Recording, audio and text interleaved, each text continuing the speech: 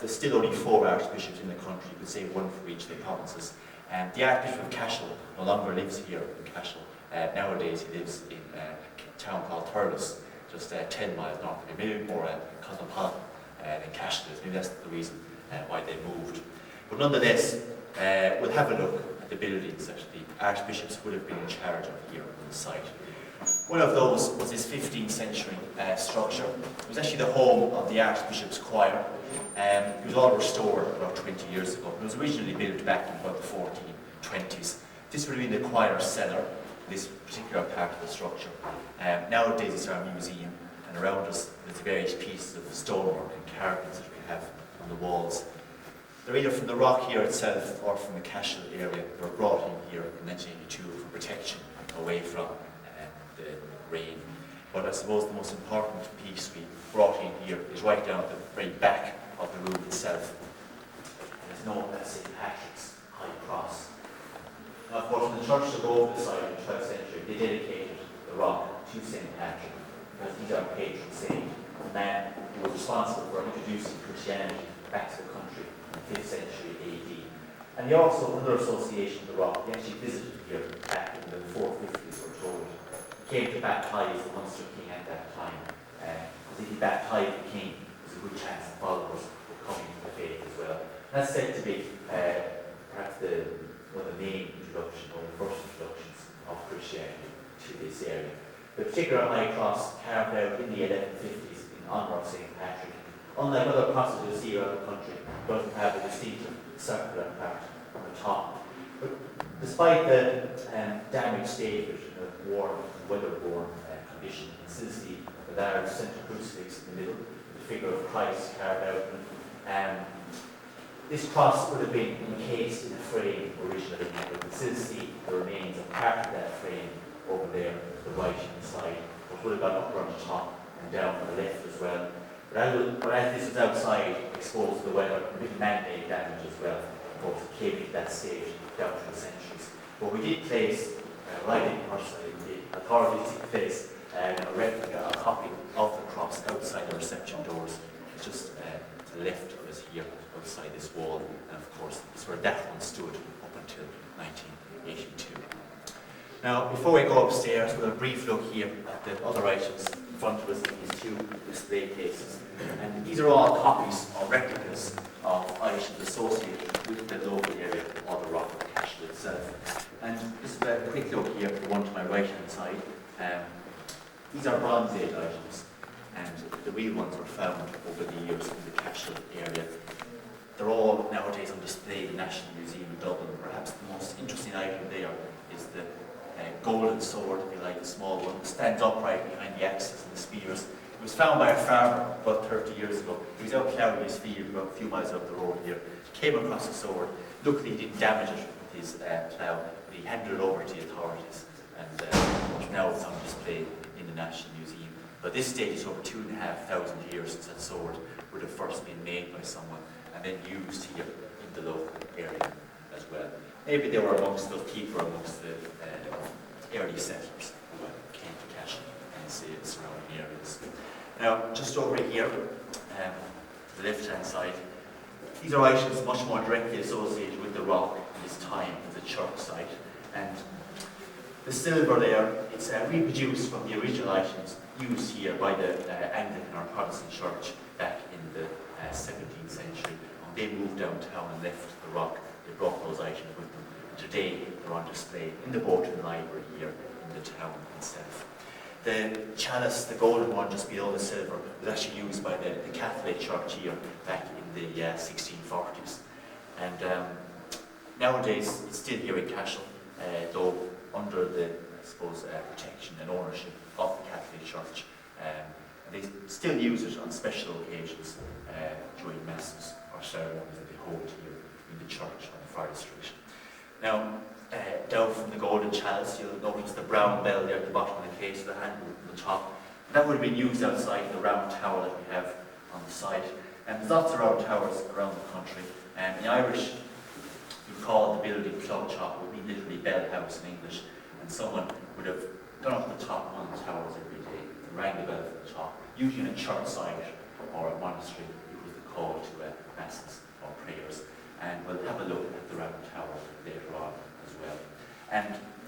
beside the bell there, standing upright again, is the Cashel crosier, as it's known. Would have been top of the bishop's coat, the bishop's staff at one stage. It was made in Limoges in France back in about the 12th century, and then imported into this country and used here then on the rock by someone. So obviously it shows the wealth they had here at that time to have such a valuable item. And then as time went on, it was placed inside a tomb with someone, and that tomb was damaged in the 1750s here at the site. They discovered the crosier at the side and they took it away for protection. And nowadays it's in the hands of the National Museum in Dublin. But we still have the tombs found in here on the rock. We'll have a look at that later on as well, so we can keep the crosier in mind. Now we can leave the museum here and go upstairs to have a look at the restored room above our heads. Thankfully we don't have to use the stairways within the wall here anymore. Probably used by the servants of the choir. They come down here, get the ingredients, prepare the food overhead in the kitchen. Thankfully we can use this more modern stairs above this doorway, a bit more space as well. So once we go out here, it's up that stairs, above the door, and enter the hallway upstairs. But as we're passing through the doors, mind yourself if you're tall, they're a bit low despite the restoration, so you're going to have to watch yourself as we're going through.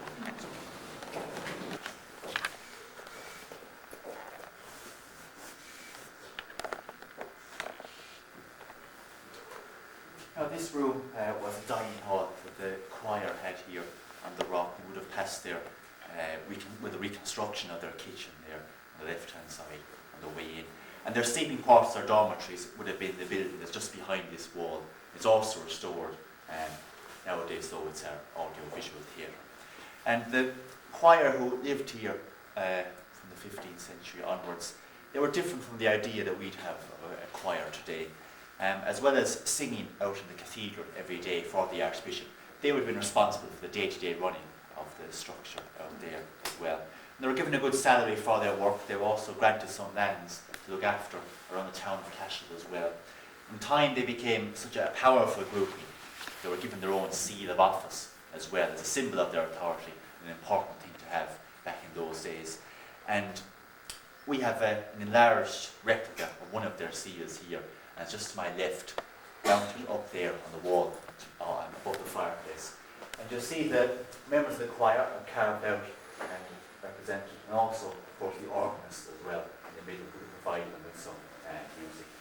Now, they would have used that to seal their official letters and documents, but they also could have used it like we use a credit card today.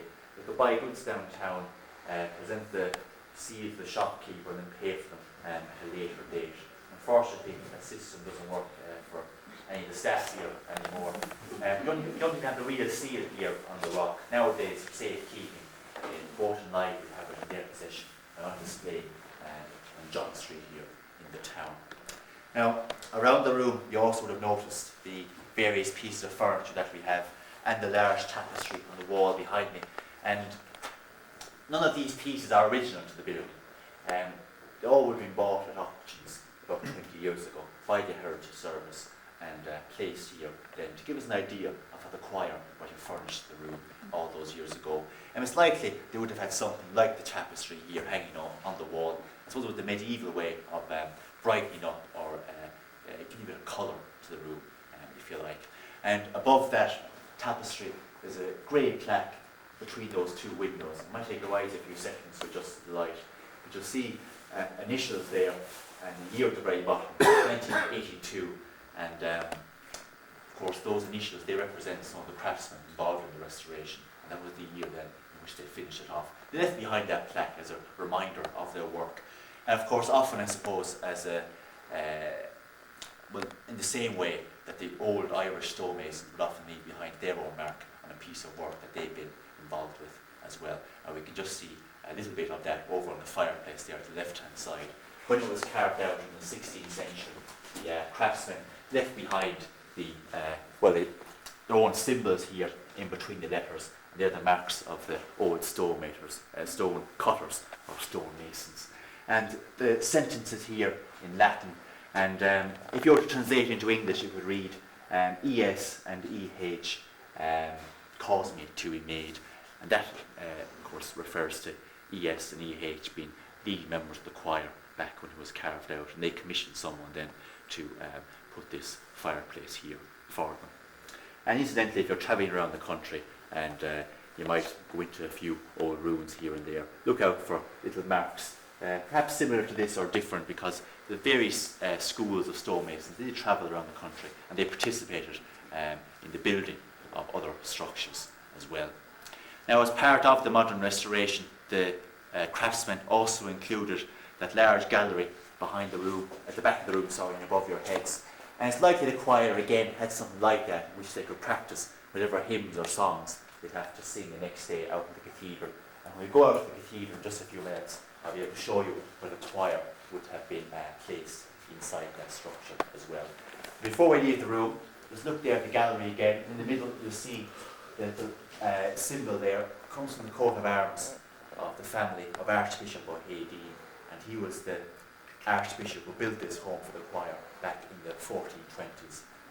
Decided to provide a better home for them here inside, so they'd always be able to live in relative comfort and be ready at any time to come over and sing during the Mass itself. And Archbishop O'Haydeen, as well as building this structure, he also built for himself a tower house or castle onto the end of his cathedral as well, later on in the 15th century. So he was obviously a man who didn't have his hands too tight in the purse strings during his time here on the rock. So now we can leave this 15th century structure, and we'll go outside to have a look at the cathedral here on the site. To get to it, we just have to use that doorway to the right hand side. I'll walk straight across to the cathedral and up the steps and go inside. I'll tell you a bit about that structure as well. Carried out in the 15th century.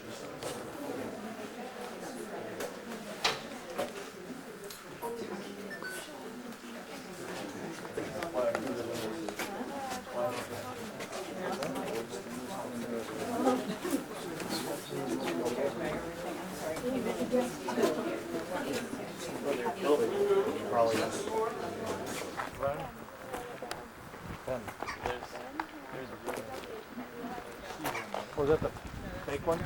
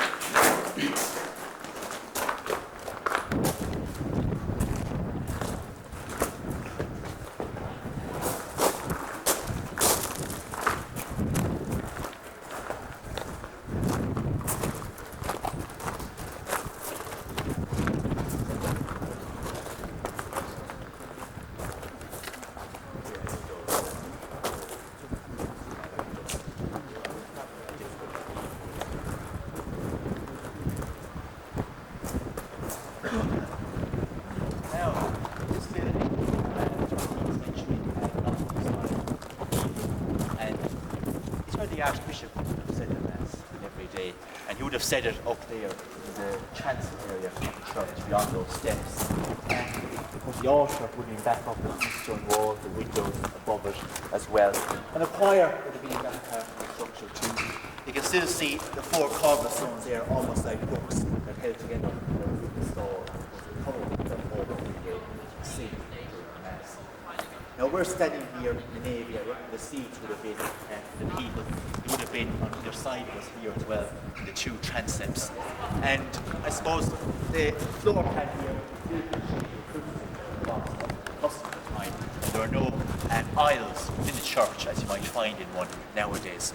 Now the Archbishop's home was down there at the bottom of the cathedral, built onto the western end by Archbishop O'Haydeen about the 1440s. So you can still see one of the doorways there, left hand side. So here to see the Mass. And we're actually a wooden gallery down there at the bottom of the church as well. Right hand side that door is a large pillar that supported the gallery, so someone could come from the home of the Archbishop to that doorway up there in the second level, walk out onto the gallery and observe what was going on here inside either.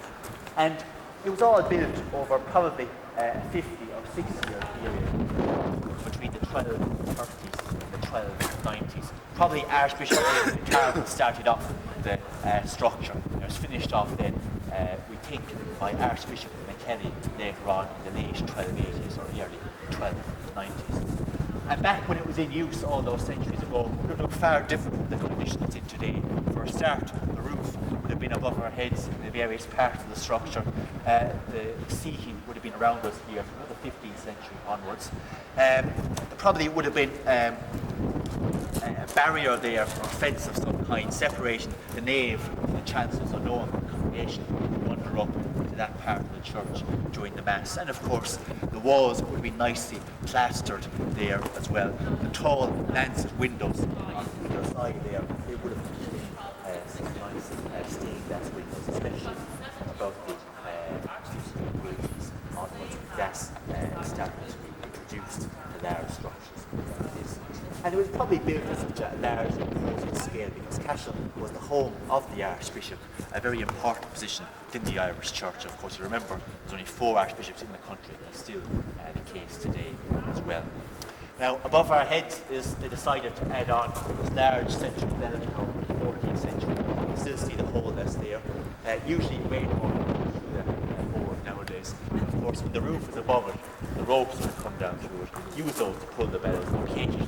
The first story overhead we call Mass here on the site. And around those pillars and archways, you'll notice some small stone heads carved into the limestone. They were carved out there to represent 14th century people here in Cashel who were generous enough to donate some of their spare cash to the church so they could add on that extension in the 1300s. Now around us here as well, you'll notice by now the grave slabs that there are. There's also a wall tube over there to the left and one over here to the right as well, that wall. And those tubes, they're actually probably influential and well-known families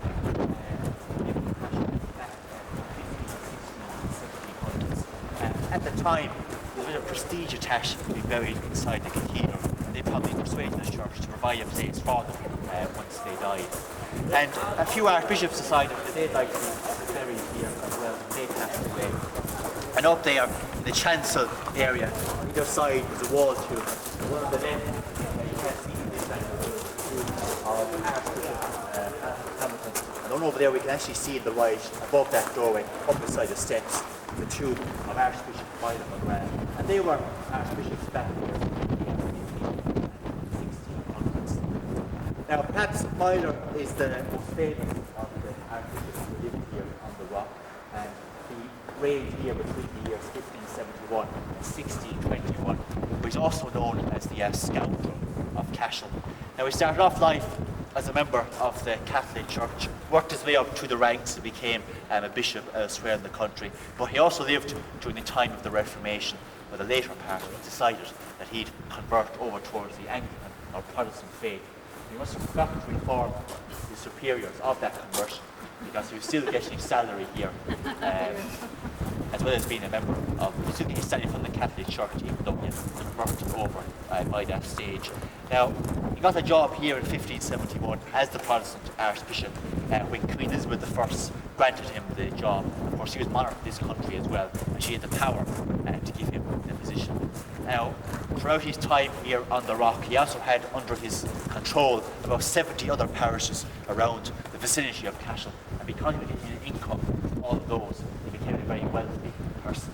He made a lot of enemies both inside and outside the church. And it said that when he travels to and from the rock, he had to be accompanied by his own bodyguards in case he was ever attacked. Now, Milo was married twice during his lifetime. He had about 9 children altogether, but he was a generous man because he left his wealth and his lands to his family before he died, or maybe he didn't want to fall into the hands of the enemies that he made during his lifetime as well. Now, before he died, he wrote out his own epitaph, Nowadays, it's still preserved there in Latin on the plaque just below the archway above his tomb. The last two lines of it, in translation into English, is reading, "Take care, he that stands lest he fall, for he that judges me is the Lord." The Bible's way of saying that no one else could judge him for what he got up to during his lifetime, except God himself. And I suppose his behaviour, not what you might normally associate with the hierarchical member of the church, but he was living through a period of great uncertainty within the church itself. It was quite easy for him to find the opportunity to become a rather notorious figure and be involved in a lot of his dubious actions. And he died in 1621 at the age of 100, so obviously he wasn't too stressed during his lifetime. Now, yeah, later on when he converted over to the Protestant faith, he was able to marry after that. Now, when he died here in the 1620s, maybe he was lucky he did, because later on that century, about 20 years later, the rock here, unfortunately, was a scene of great tragedy when Lord Inchiquin attacked the town of Cashel, came up here, and he set fire to the cathedral as well. And that was running, I suppose, the same time as the Civil War in England. And Lord Inchiquin, he was a supporter of Cromwell, so he was trying to exert his authority here in the Munster area. And when he set fire here to this structure, unfortunately, a lot of the townsfolk had come up here for refuge from the attack on the Cashel, and they lost their lives here on the site that day.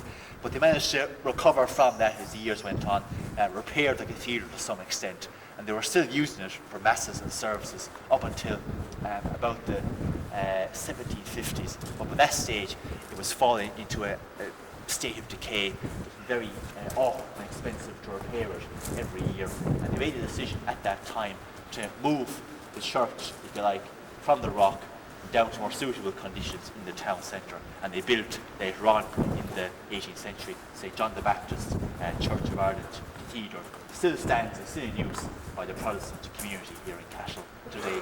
When they built that structure, they took away some of the roof timbers here that were in good condition, some of the furnishings as well. So eventually what remained of the roof and the eastern windows there, they collapsed into the structure, and it was all a pile of rubble up until about the 1860s or 70s. Then the state took over sites like this for historical reasons and cultural reasons, and they cleared away any mess to make it safer for us all to come in here today. And at the moment, no plans to restore the cathedral, just to carry out more conservation work, so that hopefully it will still be here and in good condition years to come. The carvings are still around the windows and doorways and tubes in a relatively good condition as well. So we can leave the cathedral here now, go out to have a look at the round tower. We can see it top there, just above the wall. To get to it though, it's just a short walk down to the doorway there, we'll turn right, and follow the pathway until we reach the round tower. The population, say, over back then, when the cathedral had height back in the 1300s, 1400s, the population of the town was probably between 3,000 and 4,000. Wow. But there was also churches down there too, they would have attended. Not everyone would have come up here for the Mass on a Sunday. And there was also, of course, the monasteries around the town, one in Poor Abbey down the bottom of the church there.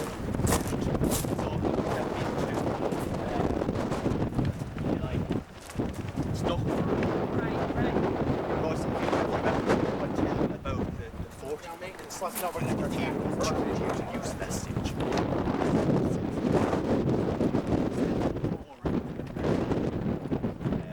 Any fire exits though? No. Yes.